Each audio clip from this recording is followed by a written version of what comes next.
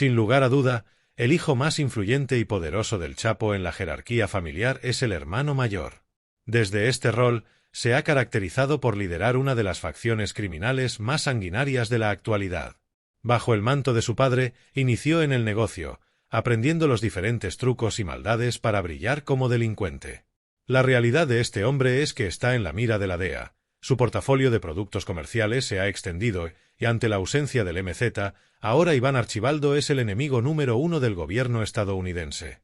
No cabe duda de que Iván Archibaldo Guzmán Salazar ha seguido dignamente los pasos de su cruel padre. Hoy, te hablaremos del cerco que las autoridades han reducido para acabar con la dinastía Guzmán.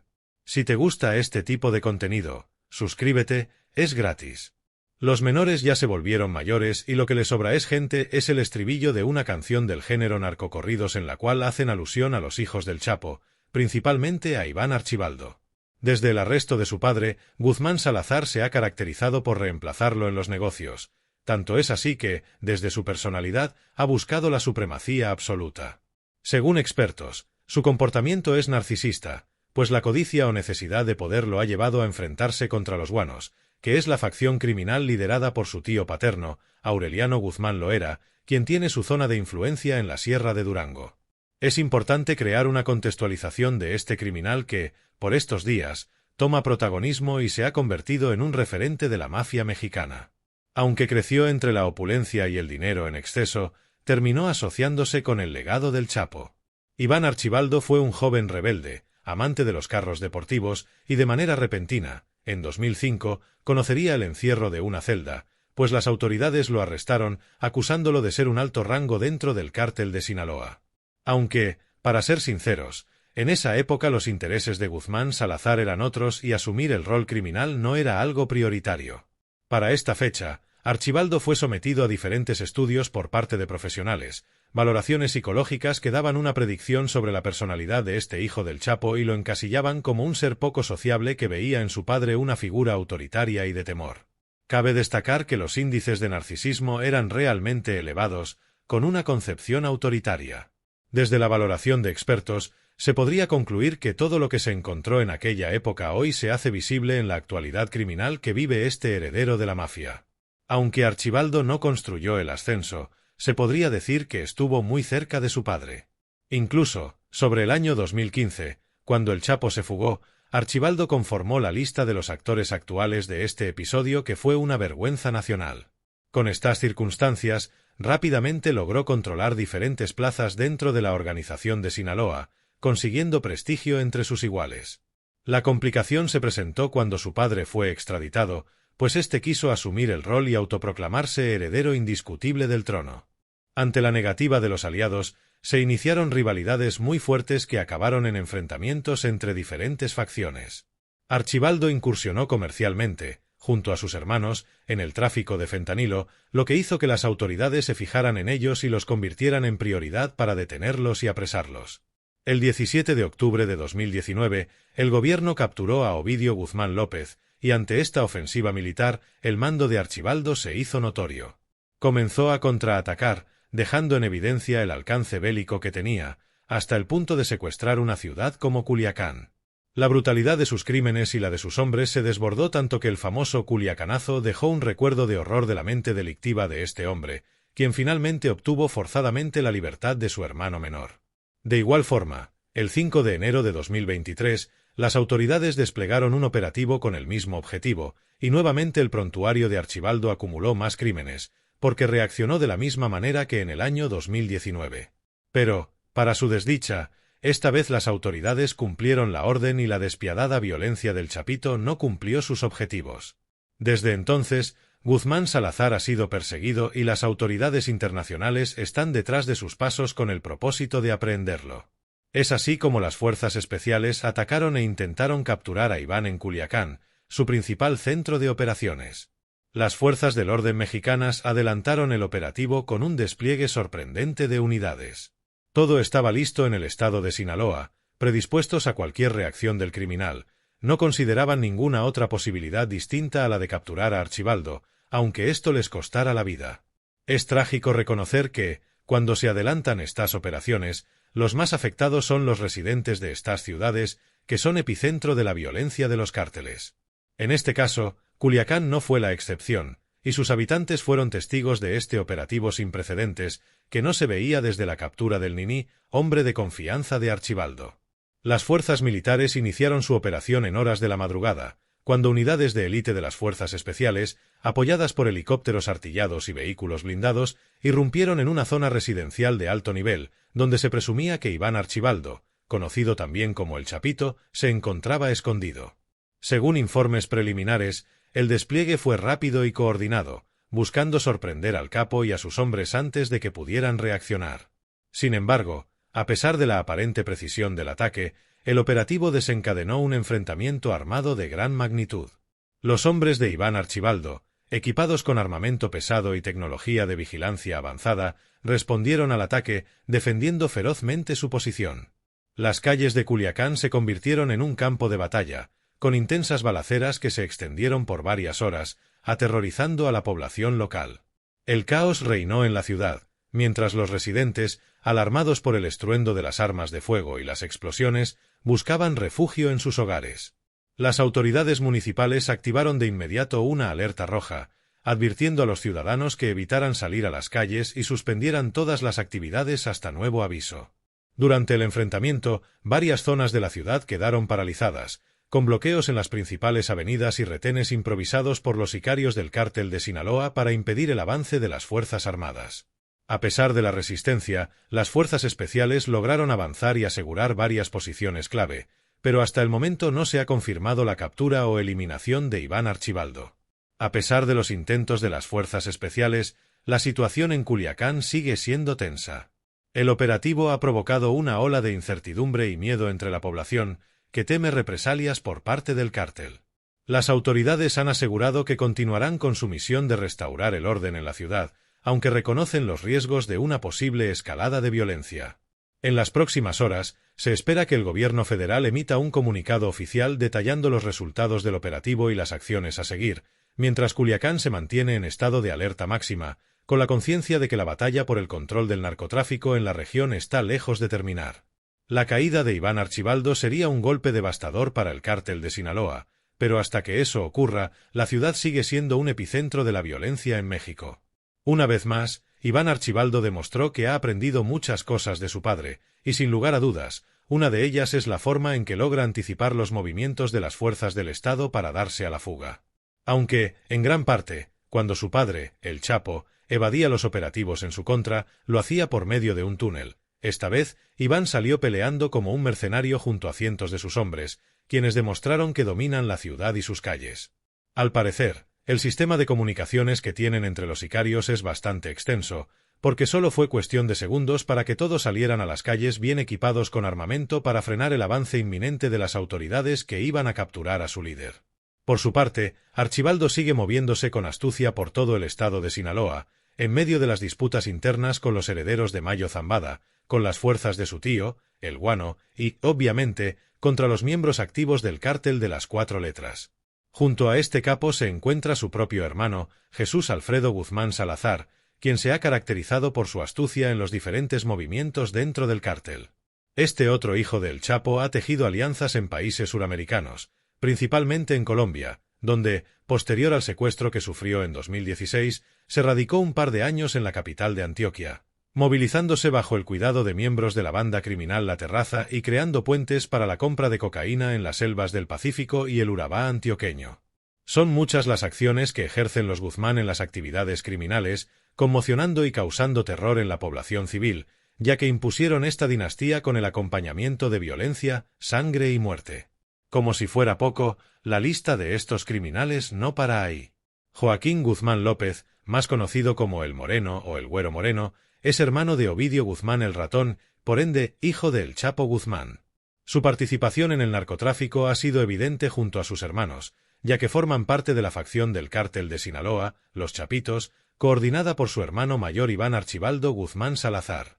Sin embargo, lo que más ha causado revuelo en las últimas semanas ha sido la participación de Joaquín Guzmán en la captura y aprehensión del mítico capo de Sinaloa, el Mayo Zambada.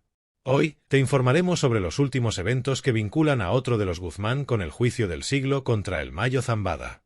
La trayectoria del Mayo Zambada es indiscutible, un capo que se vinculó a la mafia desde muy temprana edad y que, durante esos años, solo acumuló fortuna, hizo relaciones y su prontuario ascendió significativamente. Cientos de muertes fueron producto de las guerras entre los grupos más influyentes del narcotráfico en el país azteca.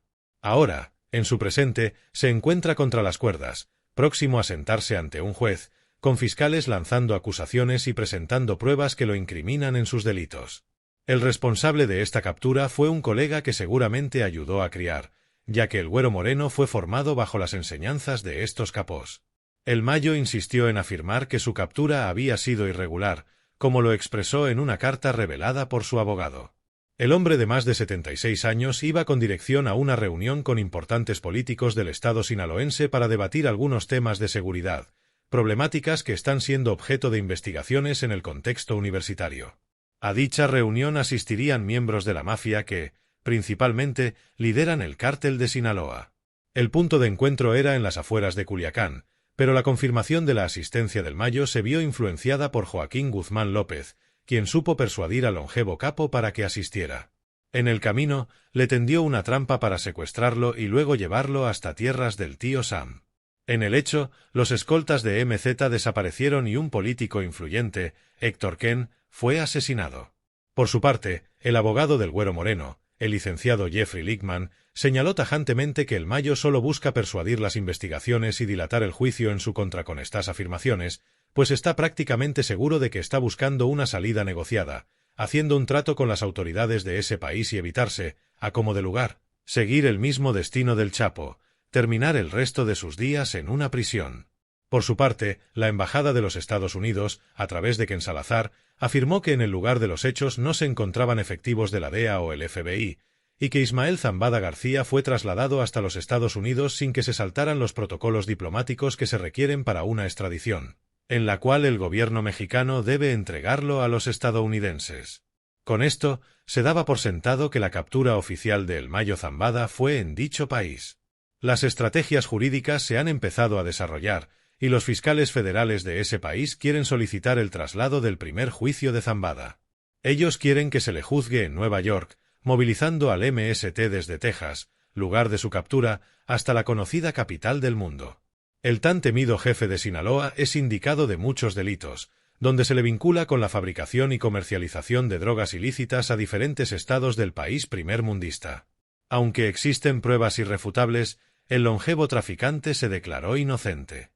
Él y Joaquín Guzmán López fueron detenidos tras ser trasladados en avión a Nuevo México el 25 de julio. Las conjeturas son muchas y la estrategia de defensa del Mayo es demostrar que su captura fue un mal procedimiento, con la versión del secuestro. Es por esto que los juristas del gobierno han solicitado una audiencia para trasladar su caso a la jurisdicción de Manning, Nueva York, que incluye Brooklyn, donde su coacusado Guzmán fue declarado culpable en 2019 y condenado a cadena perpetua. La intención es que el caso de Nueva York tenga prioridad sobre los cargos de Texas y de esta forma evitar cualquier artimaña de los abogados defensores. Por otra parte, el Chapito el Güero Moreno también se ha declarado inocente y no aceptó ninguno de los cargos en los hechos delictivos donde se le implicaba. Todo esto estaba recopilado en la Corte Federal de Chicago. Es impajaritable mencionar que Ismael Zambada García fue reconocido en el bajo mundo por diferentes alias. Esto es para aclarar que en algunas de las evidencias que la Fiscalía tiene en contra de él, se le menciona con otros seudónimos, tales como Mesín, El Padrino, el del Sombrero, el del Quinto Mes, entre otros. Su trayectoria le permitió convertirse en un cofundador y líder supremo del cártel más poderoso del planeta, con sede principal en Sinaloa, México. Su vinculación con el negocio ilícito se formó como coordinador logístico dentro de esta estructura en tiempos memorables, de hecho, mucho antes de que el tráfico de alcaloides fuera visto como delito. Este grupo se encarga de transportar cocaína y heroína hacia ciudades de Estados Unidos, como Chicago, empleando diferentes medios, como aviones, submarinos, barcos y vehículos. Durante su trayectoria, Zambada ha trabajado de manera cercana con el cártel de Juárez y ha sostenido relaciones con proveedores de cocaína en Colombia. Tras la detención del narcotraficante mexicano Miguel Ángel Félix Gallardo en 1989, su organización se fragmentó en facciones rivales: el cártel de Tijuana, liderado por los hermanos Arellano Félix, y el cártel de Sinaloa, encabezado por Zambada, Héctor Luis Palma Salazar y Joaquín El Chapo Guzmán Loera. El cártel de Sinaloa tiene presencia en varios estados de México y está profundamente involucrado en el tráfico de drogas. En 1998, Zambada se convirtió en el objetivo de la Fiscalía General de México, que ofreció una recompensa de $2.8 millones por información que llevara a su captura. El gobierno de Estados Unidos también lo buscaba, ofreciendo hasta $5 millones. Aunque en 2007 fue incluido en la lista de los más buscados por Estados Unidos, Zambada logró evitar su captura durante años. Dirigió el cártel de Sinaloa junto al Chapo hasta la detención de Guzmán en 2016. Posteriormente, se cree que Zambada asumió el control total del cártel. En 2019, su hijo Vicente Zambada Niebla testificó contra el Chapo, revelando detalles sobre las operaciones del cártel y su extenso presupuesto destinado a sobornos. Zambada fue arrestado el 25 de julio de 2024 en un aeródromo privado en El Paso, Texas, junto con Joaquín Guzmán López, hijo del Chapo. Guzmán López había traído a Zambada bajo el falso pretexto de un negocio inmobiliario. Ambos están siendo procesados en Estados Unidos. Zambada está casado con Rosario Niebla Cardoza, con quien tiene 4 hijos y 4 hijas. Varios miembros de su familia han estado involucrados en el tráfico de drogas y el lavado de dinero. Su hijo Vicente fue detenido en 2009 y otros familiares han enfrentado problemas legales relacionados con el narcotráfico. El MZ ha sido un sabueso indiscutible en el negocio, pues bajo sus ideas terminó creando una red de tentáculos por todo el mundo en donde involucraba a políticos y personajes influyentes. El hombre incursionó en la política, financiando campañas completas de personas que fueran acordes a sus intereses. Bajo esta filosofía, se valió de sus aliados en la mafia para los cometidos violentos. Es en este rol donde nombres como los del Chapo Guzmán toman protagonismo, porque ante el público, este último siempre era quien se responsabilizaba de todo. De hecho, ante las autoridades, fue considerado como el criminal más sanguinario de los últimos tiempos. Por buena fuente se conoce que quien verdaderamente orquesta estos delitos es Ismael El Mayo Zambada, el verdadero cerebro que lideraba el cártel de Sinaloa. A pesar de la notoriedad que alcanzó Joaquín El Chapo Guzmán, quien se convirtió en una figura pública y en el rostro del narcotráfico mexicano, muchos en el mundo del crimen reconocen que detrás de él, el verdadero poder y la inteligencia estratégica pertenecían a El Mayo. A lo largo de los años, Zambada ha demostrado ser un maestro en el arte de la manipulación y el control, utilizando su considerable influencia y enormes recursos económicos para mantenerse un paso adelante de sus rivales, así como de las fuerzas del orden. Uno de los ejemplos más impresionantes de su capacidad para orquestar operaciones delictivas es la forma en que ideó las fugas de su colega, El Chapo. Mientras Guzmán era encarcelado, las influencias y la considerable fortuna de Zambada jugaron un papel crucial en la planificación y ejecución de estas audaces escapatorias, que finalmente lo convirtieron en una leyenda en el ámbito del narcotráfico. Muchas de estas fugas no solo demostraron su astucia, sino también su profundo conocimiento del sistema penal y sus vulnerabilidades. El Mayo Zambada no solo fue un líder efectivo, sino que también tuvo una relación muy cercana con el mítico sicario José Rodrigo Arechiga Gamboa, conocido como el Chino Anthrax. Este individuo fue un personaje clave en la estructura del cártel, ya que su grupo de élite trabajaba estrictamente para los intereses de Zambada. Su célula delictiva no solo ejecutaba órdenes, sino que también estaba profundamente integrada en las operaciones violentas y en la guerra territorial que el cártel de Sinaloa libraba contra sus enemigos. Durante los años de intensa rivalidad y conflicto entre los diferentes cárteles, el Chino Anthrax emergió como una figura temida y respetada, convirtiéndose en un símbolo del poderío y la brutalidad del cártel que Zambada dirigía. Uno de los episodios más impactantes de esta guerra fue el enfrentamiento contra los hermanos Arellano Félix, rivales acérrimos que buscaban expandir su dominio en la región. En 2004, se produjo un atentado en Guadalajara que dejó una marca imborrable en la memoria del narcotráfico mexicano. Con un auto cargado de explosivos, los Arellano Félix intentaron acabar con la vida del Mayo, pero el atentado fracasó, lo que llevó a un recrudecimiento de la violencia en la zona. La balanza de poder se inclinó a favor de Zambada, quien demostró ser un rival formidable y astuto.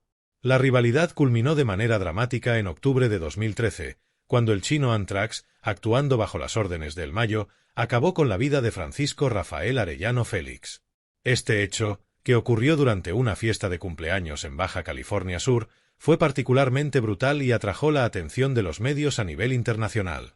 El asesino, camuflado como un payaso, logró infiltrarse en el evento y ejecutar su misión con una precisión escalofriante, lo que dejó a muchos preguntándose sobre la capacidad estratégica de Zambada para orquestar tales operativos. El hecho no solo eliminó a uno de sus principales rivales, sino que también envió un mensaje contundente a todos aquellos que pensaran en desafiar su autoridad. La inteligencia y astucia del Mayo no se limitan a la violencia, también ha sabido navegar las aguas políticas y sociales del país.